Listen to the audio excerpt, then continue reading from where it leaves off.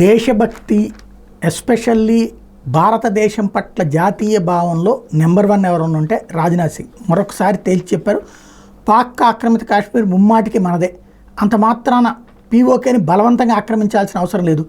జమ్మూ కాశ్మీర్లో సాకారమైన అభివృద్ధిని చూశాకే పీఓకే ప్రజలే భారత్లో విలీనం కావాలని కోరుకుంటున్నారు. జమ్మూ కాశ్మీర్లో సాయుధ బలగాల ప్రత్యేక అధికార చట్టంని తొలగించాల్సిన సమయం దగ్గర పడింది. దీని మీద కేంద్ర హోంశాఖ త్వరలోనే ఒక నిర్ణయం తీసుకోబోతుంది. అక్కడ అసెంబ్లీ ఎన్నికలు నిర్వహిస్తాం, అయితే ఖచ్చితంగా ఎప్పుడనేది చెప్పలేం.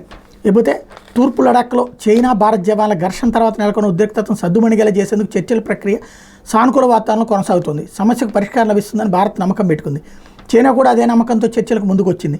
సరిహద్దు వెంట మౌలిక వస్తువుల పటిష్టానికి త్వరితగతిన ప్రాజెక్టును పూర్తి చేస్తున్నాం. సరిహద్దు త్వరలో మరింత సురక్షితంగా ఉండబోతుంది. అదే సందర్భంలో పాకిస్తాన్లో మాజీ మంత్రి చౌదరి ఫాద్ హుస్సేన్ ఇటీవల రాహుల్ గాంధీ నెహ్రూతో పోలిస్తూ ప్రశంసల్లో ముంచెత్తడం నిజంగా ఆందోళన కలిగించే విషయమే. భారత్ను అస్థిరపరచాలని చూసే శత్రుదేశం నేత రాహుల్ని ప్రశంసించడంలో ఉన్న ఆంతర్యం ఏంటో, అసలు పాక్తో కాంగ్రెస్కున్న సంబంధం ఏంటి, సంపద పంపిణీ విషయంలో శనివారం కూడా ఆయన పొగిడారు. ఆయన మాటల వెనక బలమైన కారణం ఉండి ఉంటుంది. ఈ విషయంలో కాంగ్రెస్ పార్టీ ఖచ్చితంగా వివరణ ఇవ్వాలి. లోక్సభ ఎన్నికలు ప్రభావితం చేద్దామని పాక్ ప్రయత్నిస్తుంది, కానీ పాక్ అంత సత్తా లేదు అంటూ మాట్లాడుకొచ్చారు.